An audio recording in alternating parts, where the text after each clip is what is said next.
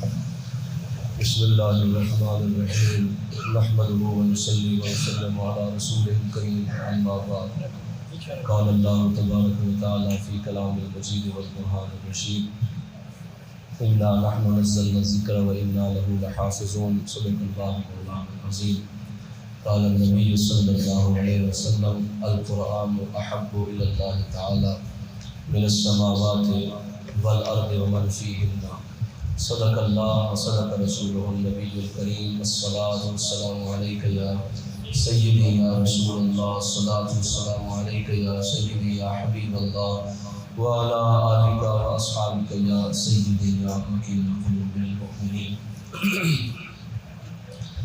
اللہ تبارک و تعالیٰ کی حمد و ثنا کے بعد نبی کریم صلی اللہ علیہ وسلم کی بارگاہ میں لاتعداد مرتبہ درود و سلام کا نظام پیش کرنے کے بعد میرے دوستو، اللہ تبارک و تعالیٰ نے قرآن ایسی لاجواب کتاب عطا فرمائی ہے جو رہتی دنیا تک بنی نوع انسان کے لیے ہدایت کا باعث بنتی رہے گی۔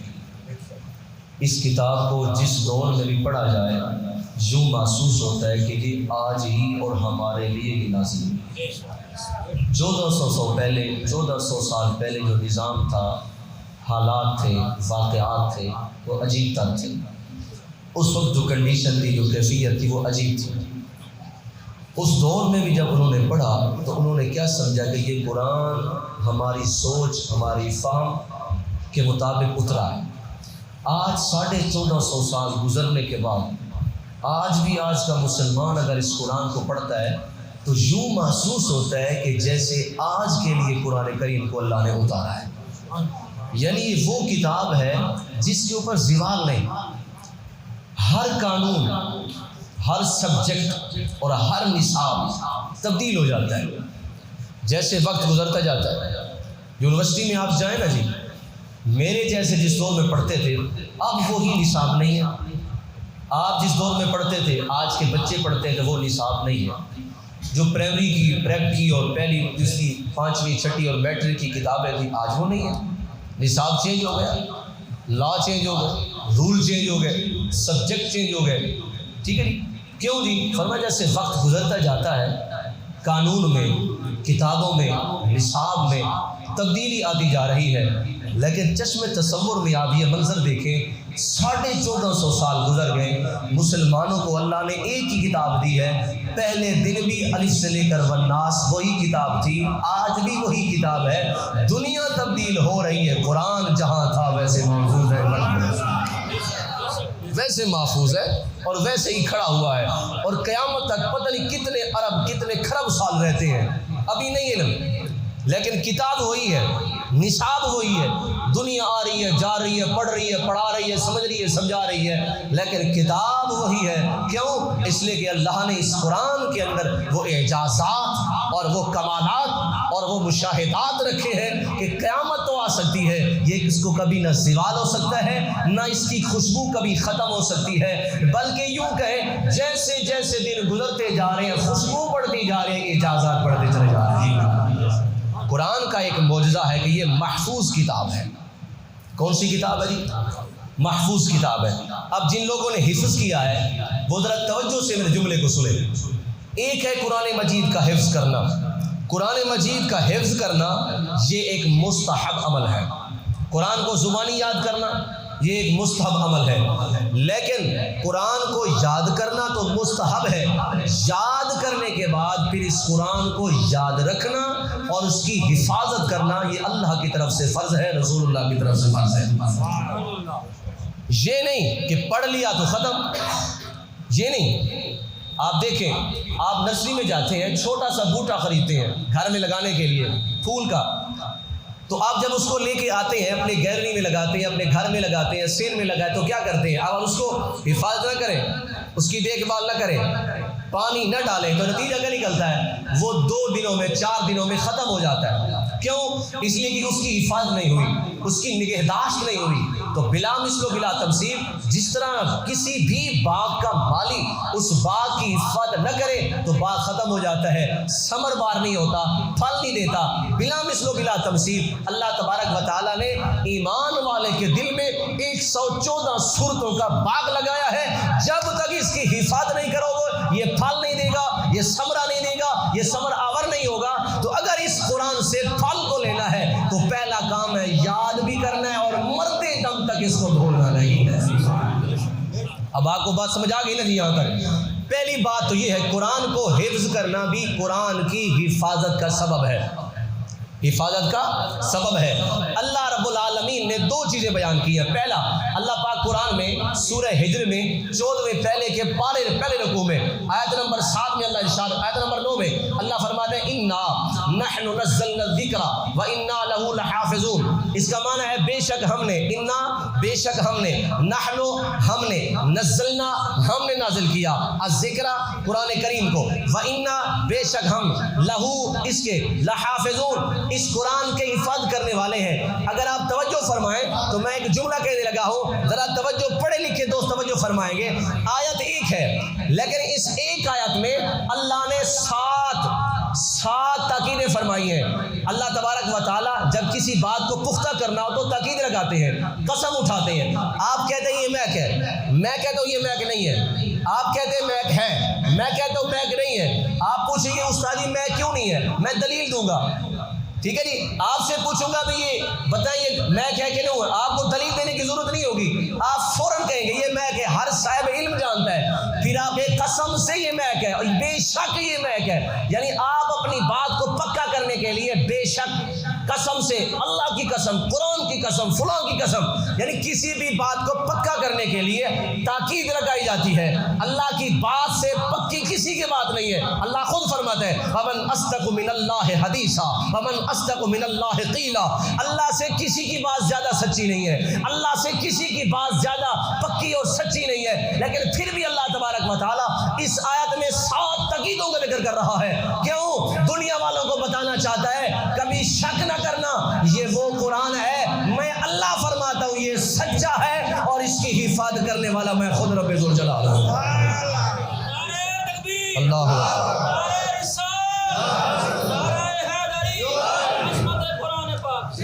دوسری بات سمجھیے، یہ ایک ہماری عربی کا دستور ہے، ہماری ایک بلاغت کی تھا نا، بلاغت کی آپ میں سے جو لوگ جانتے ہیں، مسلمانی ہو گئی، ٹھیک ہے جی، یہ جو کتابیں دروس البلاغہ ہو گئی، یہ جو متول وغیرہ، یہ جو کتابیں ہیں نا بلاغت کی، ان کا ایک قانون ہے، قاعدہ ہے کہ تاکید وہاں بولی جاتی ہے جب جہاں کوئی منکر موجود ہو۔ جب کوئی انکار کرے گا تو آپ تاکید کریں گے، جب کوئی انکار کرے گا تو آپ قسم اٹھائیں گے۔ تو سوال یہ پیدا ہوتا ہے جب اللہ رب العالمین نے قرآن کو نازل کیا تھا تو اس وقت بھی قرآن کے منکر تھے؟ فرمایا قرآن کے منکر نہیں تھے، قرآن کے تو منکر تھے لیکن قرآن کے محفوظ ہونے کے منکر نہیں تھے۔ قرآن کے غیر محفوظ کا دعویٰ کرنے والا پہلا بندہ عبداللہ بن سبا تھا، جو یہودی شیعوں کا بڑا تھا۔ یہ پہلا بندہ جس نے کہا تھا کہ قرآن محفوظ کتاب نہیں ہے، قرآن کے اندر تحریف ہے، قرآن کے اندر کمی ہے، قرآن 40 پاروں پر مشتمل تھا، تمہارے پاس 30 پارے موجود ہیں، قرآن کم موجود ہے، زیادہ 10 پارے بکری کھا گئی وغیرہ وغیرہ۔ یعنی قرآن کے محفوظ ہونے میں اس دور میں شک نہیں تھا، اس کے انکار کرنے والے نہیں تھے۔ تو اللہ تبارک و جب انکار کرنے والے نہیں تھے محفوظ ہونے کا، تو پھر اللہ نے 1 نہیں، 2 نہیں، 3 نہیں، 4 نہیں، 5 نہیں، 6 نہیں، 7 سے زیادہ تاکیدیں کیوں لگائی؟ تو فرمایا یہ بھی قرآن کا معجزہ ہے۔ اللہ کی ذات جانتی تھی ایک وقت آئے گا دنیا کہے گی قرآن محفوظ کتاب نہیں ہے، قرآن پہلے ہی نے بتا دے، جو فتنہ سر اٹھایا نہیں ہے قرآن پہلے اس کی سرگوبی کر رہا ہے۔ کسی بھی بات کو سمجھنے کے لیے، کسی بات کی تحقیق کے لیے بات کرنے والے کی تحقیق ضروری ہوتی ہے۔ یہ بات کس نے کی ہے اور کیوں کی ہے اور کہاں پہ کی ہے، یہی طریقہ کار ہے۔ تو قرآن جو ہمارے پاس موجود ہے، کبھی آپ نے سوچا ہے اس قرآن کو لے کے آنے والا کون ہے، اس قرآن کا راوی کون ہے، اس کو بھیجنے والا کون ہے؟ آپ دیکھیں قرآن کو لے کے آنے والا کون ہے؟ سیدنا جبریل علیہ السلام۔ تو جبریل کون ہے؟ ذی قوت عند ذی العرش المجید، یہ قوت والا ہے، اس کی اتنی طاقت ہے کہ اگر پاؤں کا اپنے بازو کا اور اپنے پر کا چھوٹا سا ٹکڑا زمین کی تہ پہ لگائے تو ساری زمین کو تاؤ بالا کر دے، زیر و زبر کر دے، پر خچے اڑا دے، اتنا طاقتور ہے۔ فرمایا امین ہے، امانت دار ہے، امانت میں خیانت نہیں کرتا۔ معلوم ہوا جبریل وہ راوی ہے، وہ قرآن کو لے کے آنے والا ہے، جس کی امانت پر پوری کائنات کو رشک ہے کہ یہ خیانت نہیں کر سکتا، یہ قوت والا ہے، یہ طاقت والا ہے۔ معلوم ہوا قرآن کے اوپر والا راوی مضبوط ہے، جس کے بارے میں اللہ کا قرآن کہتا ہے ما صاحبکم ما ضل صاحبکم وما غوى وما ينطق عن الهوى ان هو الا وحی یوحى۔ اے مصطفیٰ، جو تیرے ساتھ جبریل صاحب بن کے سدرۃ المنتہا تک آیا تھا، نہ آپ کے پاؤں پھسلے نہ ان کے پاؤں پھسلے۔ معلوم ہوا قرآن کو لے کے آنے والا جبریل طاقتور بھی ہے، امین بھی ہے، ذی قوت بھی ہے، اور صاحب بھی ہے، سچا بھی ہے، صادق بھی ہے۔ تو نتیجہ کلام یہ نکلے گا میرا قرآن وہ محفوظ قرآن ہے جس کو پہلا راوی روایت کرنے والا اللہ کے نزدیک بھی سچا ہے، کائنات کے نزدیک بھی سچا ہے۔ تو ماننا پڑے گا جب لے کے آنے والا اتنا سچا ہے تو قرآن کتنا سچا ہوگا۔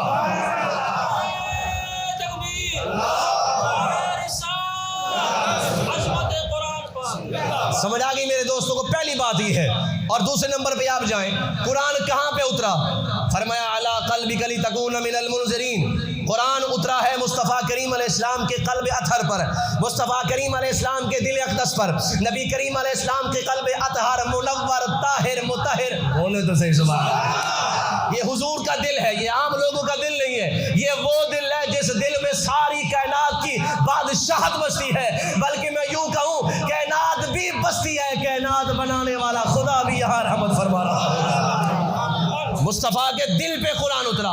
اب حضور کا دل کتنا پاک ہے، کتنا طاہر ہے، کتنا مطہر ہے۔ فرمایا جب اللہ تبارک و تعالیٰ نے ساری کائنات کو بنایا، عرش معلیٰ کو بنایا، عرش مجید کو بنایا، بیت المعمور کو بنایا، بیت معلیٰ کو بنایا، فرشتوں کی قبلہ بنایا، انسانوں کا قبلہ بنایا، انبیاء کا قبلہ بنایا، اللہ نے پوری جنت کو بنایا، رضوان کو بنایا، نعیم کو بنایا، بعوا کو بنایا، فردوس کو بنایا، اللہ نے تمام جنتوں کو بنایا، تمام آسمانی مخلوق کو بنایا، جنات کو بنایا، عرش معلیٰ کو بنایا۔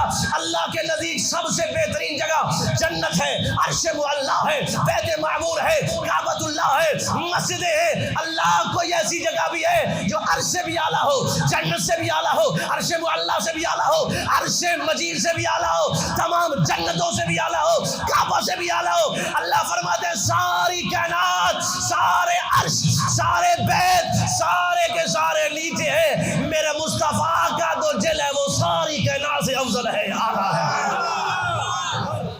تو حضور کا دل جو ہے، اس دل پہ اللہ نے قرآن کو نازل فرمایا۔ جب اللہ نے قرآن کو نازل فرمایا تو آپ بتا سکتے ہیں مجھے حضور کے دل پہ جب قرآن اترا ہوگا یہاں کوئی خیانت ہوئی ہوگی، یہاں کوئی بے ایمانی ہوئی ہوگی؟ معاذ اللہ نہیں ہوئی ہوگی۔ نتیجہ کلام یہ نکلا لے کے آنے والا جبریل بھی امین ہے، وہ بھی ذی قوت ہے، وہ بھی محفوظ ہے، جہاں پہ اترا وہ بھی جگہ محفوظ ہے۔ آسمانوں سے نیچے آئے تو آسمان بھی محفوظ۔ اب نیچے آ جائیں، قرآن کو لینے والے کون ہیں؟ مصطفیٰ کے بعد ابو بکر ہے، عمر ہے، عثمان ہے، مولا علی ہے، ابو ہریرہ ہے، طلحہ ہے، زبیر ہے، سعد بن نبی وقاص ہے، امیر معاویہ ہے، زید بن ثابت ہے، حضرت طلحہ ہے، نبی کے 1,24,000 صحابہ ہے۔ قرآن کہتا ہے یہ صحابہ کون ہے؟ فرمایا اولئک هم الراشدون وکلا وعد اللہ الحسنى لهم جنات تجری من تحتها الانہار ورضوا عنهم رضی اللہ عنہم ورضوا عنہ۔ قرآن کہتا ہے یہ سچے بھی ہیں، یہ راشد بھی ہیں، یہ جنتی بھی ہیں، ان کے اندر منافقت نہیں، ان کے اندر جھوٹ نہیں۔ معلوم ہوا قرآن کے اوپر والا راوی بھی محفوظ ہے، نیچے والے راوی بھی محفوظ ہیں۔ اور میاں جس کتاب کے اوپر اور نیچے حفاظت کی پابندیاں لگی ہو وہ قرآن کتاب اعلیٰ ترین محفوظ کتاب ہو سکتی ہے۔ یہ قرآن وہ معظم و معطر کتاب ہے جو محفوظ ترین کتاب ہے۔ اچھا یہ محفوظ کتنی چیزوں سے ہے؟ فرما من التحریف والتبدیل والنقصان والزیادہ، یہ 4 چیزیں ہیں۔ قرآن ان 4 عیبوں سے پاک ہے۔ کون کون سے؟ تحریف، قرآن کے اندر حرف تبدیل نہیں ہو سکتے، والتغییر، قرآن کے حرف بدل نہیں سکتے، والنقصان، قرآن کے اندر کمی نہیں آ سکتی، والزیادہ، قرآن کے اندر کوئی زیادتی نہیں کر سکتا۔ نتیجہ یہ کلام نکلا تعریف نہیں ہو سکتی، تبدیلی نہیں ہو سکتی، زیادتی نہیں ہو سکتی، نقصان نہیں ہو سکتا۔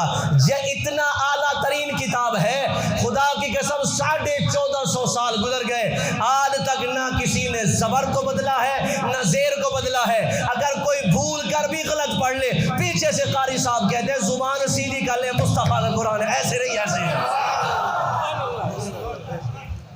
الجامع لاحکام القرآن ایک کتاب ہے تفسیر کی، امام قرطبی رحمۃ اللہ علیہ، ابھی جو میں نے آیت پڑھی ہے، اس آیت کے تحت لکھتے ہیں خلیفہ مامون الرشید ایک بادشاہ ہے، یہ خلیفہ ہارون الرشید کا بیٹا ہے، اس کا نام تھا عبداللہ مامون الرشید۔ 170 ہجری میں یہ پیدا ہوا، 120 میں یہ فوت ہوا۔ اس کے دور حکومت میں خلق قرآن کا مسئلہ ہوا کہ قرآن مخلوق ہے یا مخلوق نہیں ہے۔ ہمارا عقیدہ یہ ہے کہ قرآن مخلوق نہیں ہے، قرآن اللہ کا کلام ہے۔ کیوں؟ اللہ کا جو بھی کلام ہے وہ قدیم ہے، وہ حادث نہیں ہے، وہ ثابت ہے، وہ آج بھی موجود ہے، قیامت کو بھی موجود ہوگا۔ ہر وہ چیز جس کی نسبت خدا سے ہو گئی وہ فانی نہیں ہے، وہ باقی ہے۔ قرآن وہ کتاب ہے جس کے الفاظوں کو، جس کے لفظوں کو، جس کے کلمات کو اللہ نے کلام فرمایا۔ اس لیے ہم کہتے ہیں قرآن مخلوق نہیں، قرآن اللہ کا کلام ہے۔ جو اللہ کا کلام ہے وہ ہمیشہ رہے گا۔ اب توجہ کریں، حضرت سیدنا امام قرطبی رحمۃ اللہ علیہ فرماتے ہیں، اسی مامون الرشید کا دور تھا۔ مامون الرشید کے دور میں علماء کی مجلس ہوتی تھی، بحث و مباحثہ ہوتا تھا، آپ کی مجلس لگی ہوئی تھی، علماء بیٹھے ہوئے تھے۔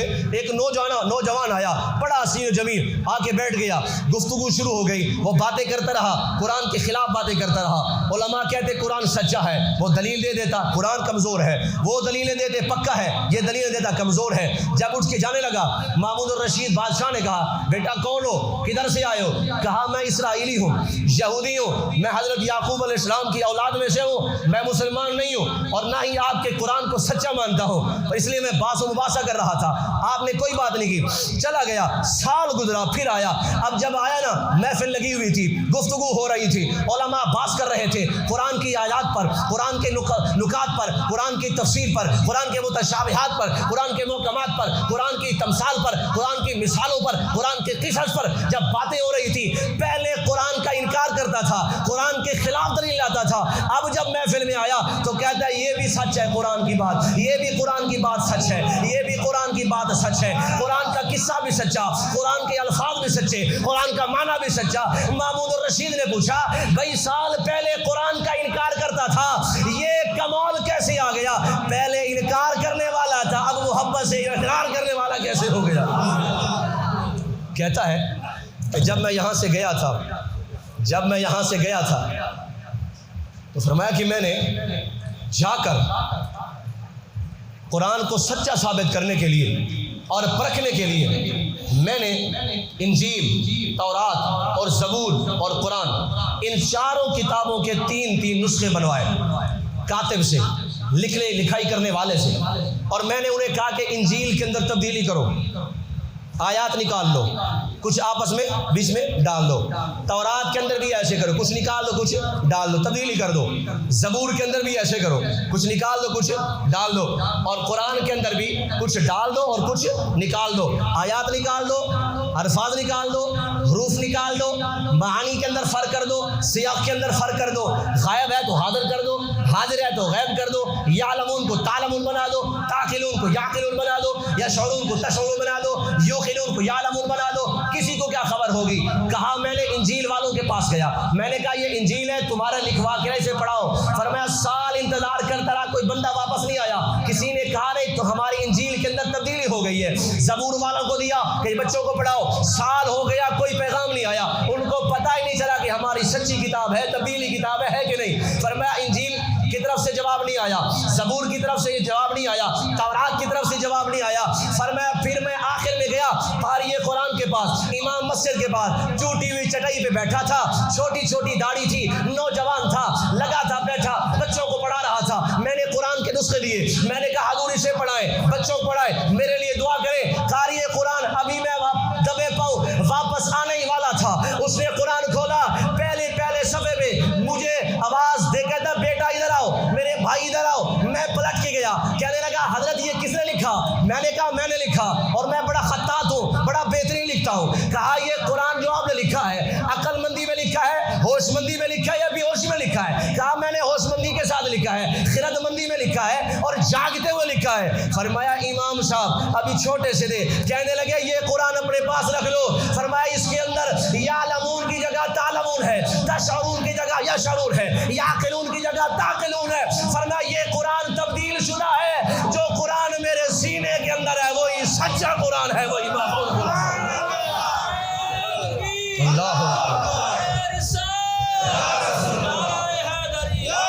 فرمایا یہ قرآن واپس لے جاؤ. میں نے کہا حضرت آپ کو کیسے پتہ چلا یہ قرآن تبدیل شدہ ہے؟ فرمایا جو ہمارے باپ دادا نے ہمیں قرآن پڑھایا وہ ایسا نہیں ہے. فرمایا اس دن میرے دماغ میں بات بیٹھی, 3 کتابوں والوں کو علم نہیں ہوا کہ ان کی کتابیں سچی ہیں یا غیر سچی. اس کی تو مطلب یہ ہے کہ جب قرآن اتنی محفوظ ترین اور سچی کتاب ہے, جس محمد عربی میں نازل ہوئی وہ مصطفیٰ بھی سچا ہے, محفوظ بھی ہے. میرے مصطفیٰ کریم علیہ السلام کو قیامت تک یہ وہ کتاب ہے جو سچی ہے, جو محفوظ ہے. کوئی بھی اس کتاب کو ختم نہیں کر سکتا, خدا نہ خواستہ, خدا نہ خواستہ. اور یاد رکھیں اس قرآن کے الفاظ ہمیشہ رہیں گے, اس قرآن کے معانی ہمیشہ رہیں گے, اس قرآن کے اسرار رموز ہمیشہ رہیں گے. اب میں یہ بات آپ کو سمجھانا چاہتا ہوں, آپ توجہ فرمائیں گے. ایک مرتبہ پیار سے سبحان اللہ کہہ رہے ہیں. قرآن کے اندر 3 چیزیں ہیں, 3 چیز. توجہ بھائی, یہ بڑی آسان بات ہے اور عقیدے کی بات ہے. 3 چیزیں ہیں. ایک ہے قرآن کے الفاظ, جیسے الحمدللہ رب العالمین, یہ الفاظ ہے. دوسرا ہے قرآن کے معنی, الحمدللہ رب العالمین کے اندر معنی چھپا ہے, یہ الگ بات ہے, ہمیں آئے نہ آئے. ٹھیک ہے جی. فرمایا قرآن کے الفاظ 1, قرآن کے معنی 2, تیسرے نمبر پہ قرآن کے اسرار, قرآن کے رموز, قرآن کی حکایات, قرآن کی وہ باریک باتیں. فرمایا الحمدللہ کے اندر باریک باتیں بھی ہیں, قرآن کا معنی بھی ہے, قرآن کے الفاظ بھی ہیں. اللہ فرماتے ہیں میں قیامت تک قرآن کے الفاظ بھی زندہ رکھوں گا, قرآن کے معنی بھی زندہ رکھوں گا, قرآن کے اسرار بھی ہمیشہ کے لیے زندہ رکھوں گا. سوال پیدا ہوا اللہ کیسے زندہ رکھے گا؟ اللہ یا تو دار الاسباب ہے, یہاں تو سبب ضرورت پڑنی پڑتی ہے, یا اللہ کس طریقے سے زندہ رکھے گا, کس سبب سے زندہ رکھے گا, اور کس وسیلے سے قرآن کو زندہ رکھے گا. اللہ فرماتے ہیں, توجہ حافظ قرآن دیکھیں میری طرف. فرمایا اللہ تبارک و تعالیٰ فرماتے ہیں میں قرآن کے الفاظ کو زندہ رکھوں گا حافظوں کے ذریعے. حافظ پڑھتے جائیں گے, قرآن زندہ ہوتا جائے گا. میرا دل کرتا پھر ایک دو کہہ دوں, اللہ قرآن کو کیسے زندہ رکھے گا؟ فرمایا قرآن کے الفاظ کو حافظوں کے سینوں کے اندر زندہ رکھوں گا. فرمایا جب تک الفاظ زندہ ہیں تو سمجھ لو حافظ قرآن بھی قیامت تک زندہ ہے. اللہ معنی کیسے زندہ رکھے گا؟ فرمایا معنی میں علماء کے ذریعے سے زندہ رکھوں گا. جب تک معنی زندہ رہیں گے علماء بھی ہمیشہ زندہ رہیں گے. تیسرے نمبر پہ اسرار. فرمایا اسرار بھی زندہ ہوں گے. اللہ اسرار کیسے؟ فرمایا اولیاء کے ذریعے, صالحین کے ذریعے. فرمایا الفاظ حافظوں کے ذریعے, معانی علماء کے ذریعے, اسرار صالحین کے ذریعے. فرمایا اولیاء بھی ہمیشہ رہیں گے, علماء بھی ہمیشہ رہیں گے, حافظ بھی ہمیشہ رہیں گے. اب نتیجہ کلام یہ نکلا میاں جب تک قرآن رہے گا اللہ کی رحمت سے حافظ بھی رہیں گے, علماء بھی رہیں گے, اولیاء بھی رہیں گے. اچھا خدا نہ خواستہ جیسے دور آ رہا ہے, نفس و نفسی کا عالم آ رہا ہے, دنیا قرآن سے بھاگ رہی ہے. خدا نہ کرے ایسا وقت آ جائے ہمارے اوپر کہ ایک بھی ہمارا بچہ نہ ہو قرآن پڑھنے والا, تو میرے دوستوں پھر بھی پریشان نہیں ہونا, اللہ پھر بھی قرآن کو زندہ رکھے گا. آپ کہیں گے کیسے؟ ایک ہی بات ہے اور ایک ہی جملہ ہے کمال کا. ہلاکو خاں کا دور تھا, ہلاکو خاں کا. آپ جانتے ہیں, تاریخ میں آپ پڑھے, جس نے بغداد پہ حملہ کیا, 6000 علماء کو شہید کیا, ان کی کتابیں اٹھا کے دریائے دجلہ میں ڈال دی, اور جو دریا تھا پانی سیاہ ہو گیا, علماء کو ذبح کیا, ان کے خون سے پانی سرخی میں تبدیل ہو گیا. اتنا اس نے خون بہایا. ہلاکو خاں بدبخت بے ایمان نے جب 3000 یا 6000 حفاظ علماء قراء کو شہید کیا نا, اب مجھے کہنے کی ضرورت نہیں ہوگی کہ آپ سبحان اللہ کہیں گے, بات اتنی بڑی ہے. ہلاکو خاں نے جب علماء کو شہید کیا تو فرمایا کنویں کھدوائے, کنووں کے اندر ان کے دھڑوں کو الگ کیا, ان کے سروں کو الگ کیا. اب ایسے سر پڑے ہیں, سروں کی جناب والا کنویں بنے ہوئے ہیں, اس طرف دھڑوں کے جناب والا کنویں بڑے ہوئے ہیں, دھڑوں کے دھڑے پڑے ہوئے ہیں. نشے میں دھت ہو کر تخت پہ بیٹھ کر شراب نوشی کرتے ہوئے ٹانگ پہ ٹانگ چڑھا کے کہتا ہے قرآن، یہ مسلمان کہتے تھے کہ قرآن ختم نہیں ہوگا، قرآن ختم نہیں ہوگا۔ یزید کی اولاد تھا، یزید الفکر تھا، یتیم العلم تھا، اسے تو نہیں پتا تھا کہ اس سے پہلے حسین کے ساتھ یزید نے بھی یہی کرتوت کیا تھا، اس وقت بھی یزیدی ناکام ہوئے تھے، حسین ہی آباد ہوئے تھے۔ کہنے لگا یہ مسلمان کہتے ہیں کہ قرآن ہمیشہ رہے گا، اب میں دیکھتا ہوں کہ قرآن کون پڑھتا ہے۔ سارے مدرسے ختم ہو گئے، ساری مسجدیں ختم ہو گئی، قرآن ہر گھروں سے اٹھا کر شہید کر دیے گئے، جلا دیے گئے، حافظ قرآن کو قتل کر دیا گیا، شہید کر دیا گیا۔ اب کون قرآن پڑھے گا؟ اللہ اکبر کبیرہ۔ اس کے ساتھیوں میں سے ایک مسلمان تھا، دل پہ چوٹ لگی، اللہ کی بارگاہ میں عرض کرتا ہے اللہ، فرمایا یہ بدبخت بہت کچھ بول رہا ہے، اللہ آج تو کوئی کرشمہ دکھانا، اس بدبخت کو علم ہو جائے کہ قرآن بھی ہمیشہ رہے گا، صاحب قرآن کا نظام بھی ہمیشہ رہے گا۔ اللہ نے کرم نوازی فرمائی، سامنے کنویں کے اوپر جو دھڑ پڑے ہوئے تھے، جو سر پڑے ہوئے تھے، اللہ نے ایک سر کو اٹھایا، ہوا کی طرف اوپر آیا، جب خلا میں آیا تو اس کی زبان ہلی، نیچے دھڑ نہیں تھا، اس کی زبان سے 12 سال کی عمر کا لڑکا حافظ قرآن سورہ یاسین کی تلاوت کرنے لگ گیا۔